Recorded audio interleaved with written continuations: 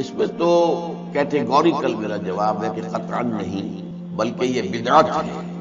یعنی یہ بجائے آپ کو کوئی ثواب دلانے کے الٹا جو ہے آپ پر گرفت ہو جائے گی، ایسی کوئی چیز صحابہ سے ثابت نہیں ہے۔ اور ہمارا دین وہی ہے، ما انا علیہ واصحابی، رسول نے فرمایا جس چیز پر میرا عمل ہے اور میرے صحابہ کا ہے، دین تو اصل میں وہی ہے۔ جہاں تک ایصال ثواب کا تعلق ہے، اس میں ہمارے ہاں ذرا کافی مختلف آراء موجود ہیں۔ مجھے اس رائے سے اتفاق ہے کہ مالی اگر کوئی عبادت ہے، اس کا ثواب آپ اپنے کسی فوت شدہ بزرگ کو منتقل کر سکتے ہیں۔ مطلب آپ نے کسی بیوہ کی کو مدد کی ہے، کسی یتیم کی کو مدد کی ہے، کسی دینی کام میں پیسہ لگایا ہے، کوئی صدقہ جاریہ شروع کیا ہے خدمت خلق کے لیے وغیرہ وغیرہ، تو اس کی تو جو ہے اس کے ثواب کو منتقل کیا جا سکتا ہے کہ اللہ اس کا ثواب میرے والد یا میری والدہ کی روح کو پہنچا دیں۔ جسمانی نہیں، آپ نماز پڑھ کے کہیں اس کا ثواب، یا روزہ رکھ کر کہیں کہ اس کا ثواب، یا یہ کہ آپ قرآن پڑھ کر کہیں یہ آپ ہی کو ثواب ہوگا، آپ خود پڑھیں گے آپ کو ثواب ہوگا۔ البتہ ایسے تمام افعال کے بعد جب آپ اللہ سے دعا کریں گے، یہ نہیں کہیں گے کہ میرے اس فعل کا ثواب منتقل کر دیں، اے اللہ میرے والدین کی مغفرت فرما، تو یہ کوئی نیک کام کرنے کے بعد جو ہے اس دعا کی تاثیر جو ہے وہ بڑھ جاتی ہے۔ بس اس پہلو میں انڈائریکٹلی اس کا ایک تعلق بن جائے گا، ورنہ یہ کہ وہ اس طریقے سے بچوں کو بلانا اور پڑھانا اور یہ جو ہے سوئم میں کرنا اور قرآن خوانی کی محفلیں، یہ سب بدعات ہیں اور یہ در حقیقت دین میں اضافے ہیں اور ان کی کوئی حقیقت نہیں۔ دیکھیے، انسانی زندگی کے یہ تین دور ہیں: حیات دنیاوی جو ہماری پیدائش سے شروع ہو کر اور ہماری موت پر ختم ہو جائے، پھر حیات برزخی موت سے لے کر قیامت کے دن تک، اور پھر حیات اخروی ہے قیامت میں ریزریکشن کے بعد سے وہ زندگی جو ہے جو جنت یا دوزخ کی ہے۔ اس میں ان دونوں زندگیوں کے بارے میں تفصیل سے کوئی بات کرنا بالکل غلط ہے اور اس سے فتنے پیدا ہو۔ ظاہر بات ہے کہ قبر، جسم تو قبر میں رہتا ہے، اس میں تو کوئی شک ہی نہیں۔ روح کہاں جاتی ہے؟ کیا وہ بھی قبر ہی میں رہتی ہے یا کہیں اور چلی جاتی ہے؟ قرآن مجید میں سجین اور اعلیٰ علیین کا ذکر موجود ہے، لیکن یہ تمام چیزیں متشابہات میں سے ہیں۔ یہ تمام چیزیں قرآن مجید میں سورہ آل عمران کے شروع میں بیان کیا گیا ہے کہ ہم نے یہ کتاب اتاری ہے، اس میں کچھ آیات محکمات ہیں، کچھ متشابہات ہیں۔ وہ متشابہات کا ایگزیکٹ مفہوم جاننا اس وقت ہمارے لیے ممکن نہیں ہے۔ یہ تو جب اس عالم میں ہم پہنچیں گے تو معلوم ہوگا کہ ہاں یہ بات تھی کہ جو قرآن مجید میں اس طور سے، لیکن یہ کہ اس وقت جو ہے جتنا کچھ ہمیں حدیث صحیح میں مل جائے یا قرآن میں مل جائے، اس عالم برزخ میں بھی یہ تو ہوتا ہے کہ جو نیک لوگ ہیں انہیں کچھ نہ کچھ جو ہے اثرات اچھے ان پر پڑتے رہتے ہیں، ان کی ارواح پر کہہ لیجیے، اور کچھ جو برے ہیں ان کے اوپر جو آخری انجام ہونا ہے اس کی کچھ ریفلیکشن ہوتی رہتی ہے، جس کو حدیث میں کہا گیا ہے کہ ہر قبر جو ہے وہ یا تو جنت کے باغیچوں میں سے ایک باغیچہ ہے یا دوزخ کے گڑھوں میں سے ایک گڑھا ہے، یا کہیں کہہ دیا جاتا ہے کہ کھڑکی کھول دی جاتی ہے اس میں، یا جنت کی طرف سے ٹھنڈی ہوائیں آئیں، خوشبوئیں آئیں، اور یا دوزخ کی طرف سے کہ آگ کی لپٹ آئے۔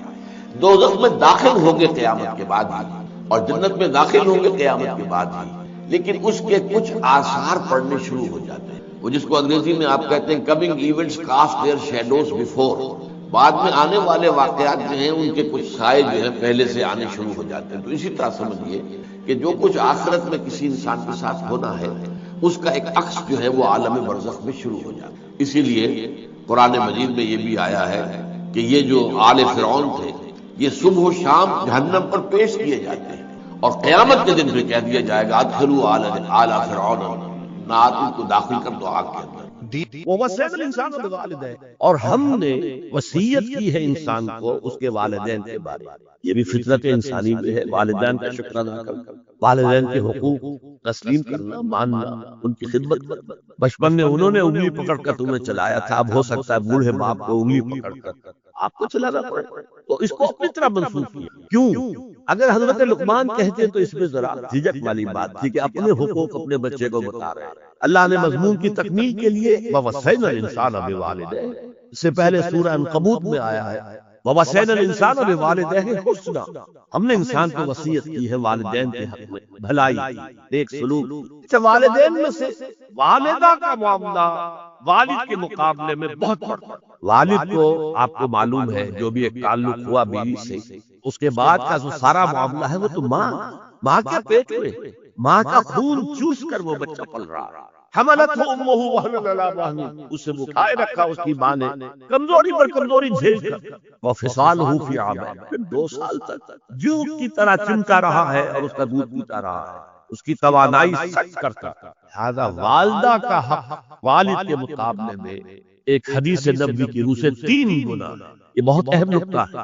یہ ایک حدیث میں آتا ہے کہ ایک صحابی نے حضور سے پوچھا، حضور میرے حسن سلوک کا اولین مستحق کون ہے؟ فرمایا تیری ماں۔ کہا ان کے بعد؟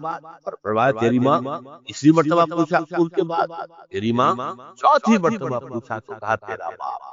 گویا کہ والدہ کا حق، اس کی خدمت، اس کے ساتھ تربیت، کہیں اس کے دل کو ٹھیس نہ پہنچا دے، اس لیے کہ بڑا سخت قسم کا نفسیاتی معاملہ ہوتا ہے۔ آپ کو معلوم ہے جب بچے تھے ہم تو اپنے والدین کی محبت کا مرکز، ان کی ساری محبت ہم پر خوش تھی، ہم بھی کی شفقت کو مانتے تھے۔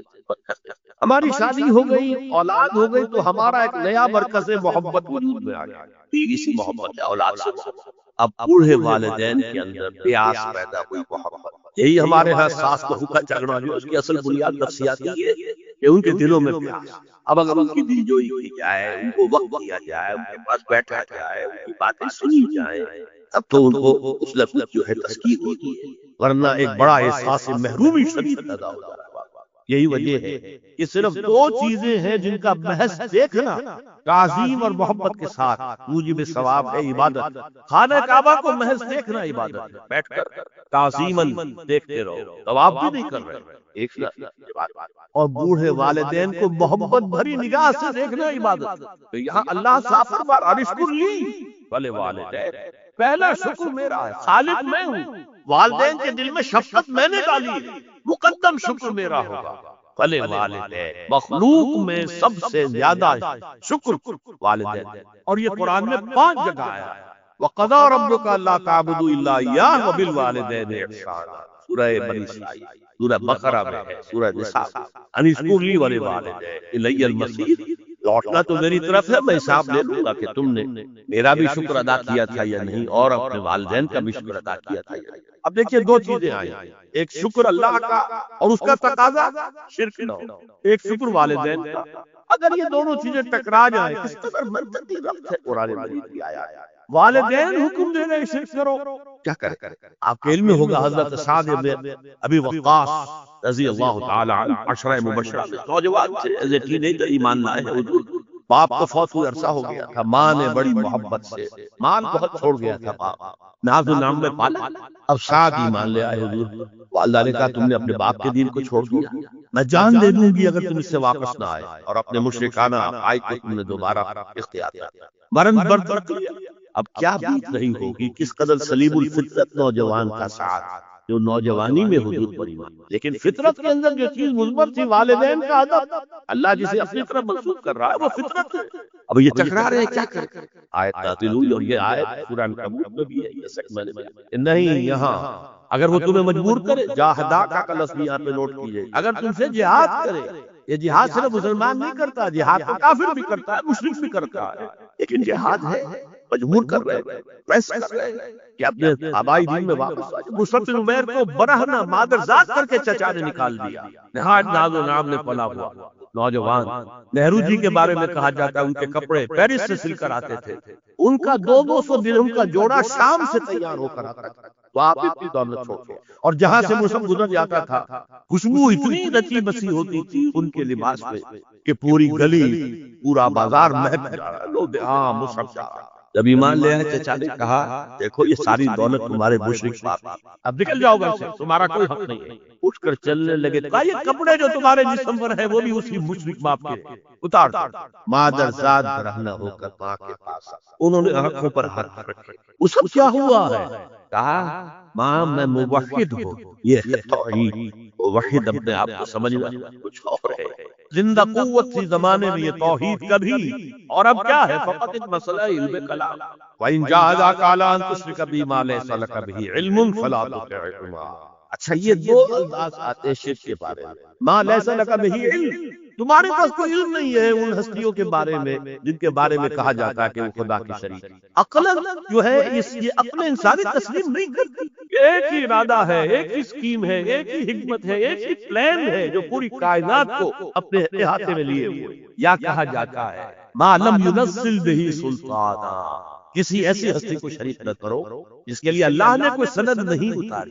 اللہ اگر کہتا ہے میرے ساتھ یہ بھی شریک ہے تو ٹھیک ہے، ہم اللہ کو سجدہ کرتے ہیں، اس کو بھی کرتے ہیں، جیسے کہ حضور سے کہلوایا گیا ان کان للرحمن ولد فانا اول العابدین، اگر رحمان کا کوئی بیٹا ہوتا سب سے پہلے میں عبادت کرتا ہوں۔ کوئی نہیں ہے، نہ بیٹا ہے نہ بیٹی ہے۔ قل هو اللہ احد اللہ الصمد لم یلد ولم یولد ولم یکن له کفوا احد۔ تو فرمایا وَإِن جَاهَدَاكَ عَلَىٰ أَن تُشْرِكَ بِي مَا لَيْسَ لَكَ بِهِ عِلْمٌ فَلَا تُطِعْهُمَا، لیکن یہی توازن دیکھیے، یہ صرف اللہ کے کلام میں ہو سکتا ہے، یہ نہیں کہ پھر ان کو دفع کرو، ان سے کوئی تعلق نہ رکھو، نہیں۔ صاحبهما فی الدنیا معروفا، ان کا کہنا تو مت مانو اس معاملے میں، اللہ کا حق احق ہے، بالا تر ہے، لیکن ان کے ساتھ دنیا میں رہو معروف طریقے سے، ان کے حقوق ادا کرو، چاہے مشرک ہے والدین، چاہے کافر ہے والدین، ان کی خدمت تمہارے ذمے ہے، ان کی ضروریات پورا کرنا تمہارے ذمے ہے اپنے مقدرت کے مطابق۔ صاحبہما فی الدنیا معروفا اور واتبع سبیل من اناب الی، پیروی والدین کی ضروری، اطاعت والدین کی لازمی نہیں ہے۔ لا طاعت لمخلوق فی معصیت الخالق، کسی مخلوق کی اطاعت نہیں کی جا سکتی اگر اس سے خالق کی معصیت لازم آ رہی، تو والدین کے لیے بھی اطاعت مطلق نہیں ہے، پیروی ان کی ضروری نہیں ہے، پیروی اس کی کرو جس نے اپنا رخ میری طرف رکھا۔ ابھی اللہ کا کلام چل رہا ہے، درمیان میں جو آیا اتباع اس کی، دیکھو کون ہے جس نے اپنا رخ میری طرف کر لیا ہے، پیروی اس کی کرو، والدین کی نہیں۔ معاویہ کون ہے؟ وہ خود ایک صحابی رسول ہے، جلیل القدر صحابی رسول ہے، اور آپ کو میں نے کل بھی بتایا تھا کہ حضرت معاویہ رضی اللہ تعالیٰ عنہ کی ایک ہمشیرہ ام حبیبہ رضی اللہ تعالیٰ عنہ حضور کے ازواج مطہرات میں سے، تو حضور کے گویا کے برادر نسبت کی ہوئے، جو چند لوگ جو وحی کے لکھنے پر جو کاتبین وحی جو حضور نے مقرر کیے تھے، ان میں سے ایک حضرت معاویہ بھی ہے۔ پھر حضرت معاویہ کے لیے حضور کی دعا ہمیں ملتی، اللہم اجعلہ ہادیا مہدیا، اے اللہ اسے ہادی ہدایت دینے والا بنا دے اور مہدی بنا دے جو ہدایت یافتہ ہو۔ تو یہ ان کی شان ہے۔ اور پھر یہ کہ ان کے زمانے میں جب عالم اسلام متحد ہو گیا، داخلی خلفشار ختم ہو گیا، تو فتوحات کا سلسلہ بھی دوبارہ جاری ہو۔ حضرت علی رضی اللہ تعالیٰ عنہ کے 5 سالہ دور خلافت میں کوئی توسیع نہیں ہو سکی تھی دارالاسلام کی، کوئی مزید علاقے جو ہیں سلطنت اسلامی میں شامل نہیں کیے جا سکے تھے، اس لیے کہ سارا معاملہ تو داخلی خلفشار کا تھا۔ جو خانہ جنگی ہو رہی تھی، ایک دوسرے کی تیروں اور تلواروں اور نیزوں سے 1 لاکھ کے قریب مسلمان ختم ہو گئے، تو اندر سے گویا کہ موشن ٹوٹ گیا اس سیلاب کا۔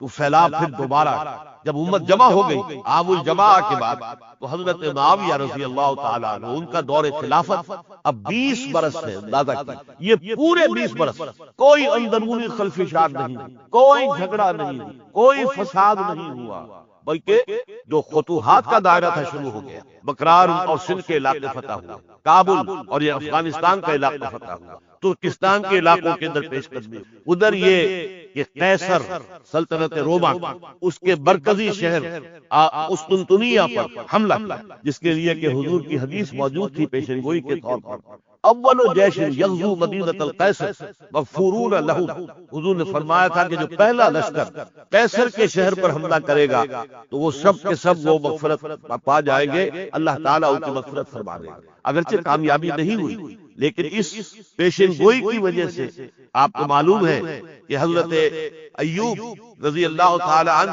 ان کو بھی اس پیشن گوئی کی وجہ سے، حالانکہ 90 برس سے اوپر عمر کی، لیکن وہ بھی کہا انہوں نے کہ میں بھی اس میں جانا چاہتا ہوں، جو اس لشکر میں گئے وہی فوت ہوئے۔ بہرحال یہ سارے کارنامے اپنی جگہ پر، امن و امان اپنی جگہ پر، اس کے باوجود اہل سنت والجماعت حضرت معاویہ کے دور خلافت کو خلافت راشدہ میں شامل نہیں سمجھتے۔ اس کی وجہ کیا؟ خلافت راشدہ کی شرط اولین قرآن مجید کے حکم کے مطابق امرہم شورا بینہم، مسلمانوں کے باہمی معاملات باہمی مشورے سے طے پاتے۔ حضرت ابو بکر صدیق رضی اللہ تعالیٰ عنہ سقیفہ بنی سعدہ کے اندر مشورے کے بعد ان کو منتخب کیا گیا اور ان کے ہاتھ میں بیعت ہوئی۔ حضرت عمر رضی اللہ تعالیٰ عنہ کو حضرت ابو بکر نے مسلمانوں سے مشورہ کر کے پھر نامزد کی۔ حضرت عثمان کے لیے حضرت عمر رضی اللہ تعالیٰ عنہ نے اپنے جانشین کے لیے 6 افراد پر مشتمل کمیٹی بنا دی، جو بڑے سے بڑے جو اصحاب جو جن کے بارے میں کہا گیا ہے کہ جن کو دنیا ہی میں بشارت دے دی گئی تھی، جو عشرہ مبشرہ میں سے جو باقی تھے، ان کے اوپر مشتمل کمیٹی بنا دی کہ آپ لوگ طے کر لیں اور اپنے سے کسی ایک پر جمع ہو جائیں۔ اس اعتبار سے حضرت علی کے ہاتھ پر بھی جو بیعت ہوئی ہے تو وہ اہل مدینہ کے دباؤ پر ہوئی ہے، ان کے مطالبے پر ہوئی ہے۔ حضرت علی خود جو ہے وہ خلافت کے مدعی نہیں تھے، بلکہ انکار کرتے رہے، کیونکہ فتنے کا دور تھا۔ حضرت عثمان شہید ہوئے تھے، مسلمانوں کے دل زخمی تھے۔ اس حالت میں وہ سمجھتے تھے کہ اگر میں یہ خلافت جو ہے اپنے ہاتھ میں لے لوں گا تو ہو سکتا ہے کہ اس کا حق ادا نہ کر سکتا، لیکن یہ کہ جب انہوں نے دیکھا کوئی اور بھی تیار نہیں، طلحہ بھی تیار نہیں، زبیر بھی تیار نہیں، تو آخر مسلمانوں کو بغیر امارت کے چھوڑا تو نہیں جا سکتا، تو حضرت علی نے وہ قبول کر۔ حضرت حسن کے بارے میں بتا چکا ہوں کہ ان کے بارے میں لوگوں نے کہا تو حضرت علی نے فرمایا میں نہ حکم دیتا ہوں نہ روکتا ہوں، لیکن حضرت امیر معاویہ رضی اللہ تعالیٰ عنہ صحابی بھی ہیں، حضور کے قرابت دار بھی ہیں، کاتبین وحی میں سے بھی، پھر ان کا دور حکومت امن، سکون، اطمینان ہر طرح سے جو ہے 20 برس تک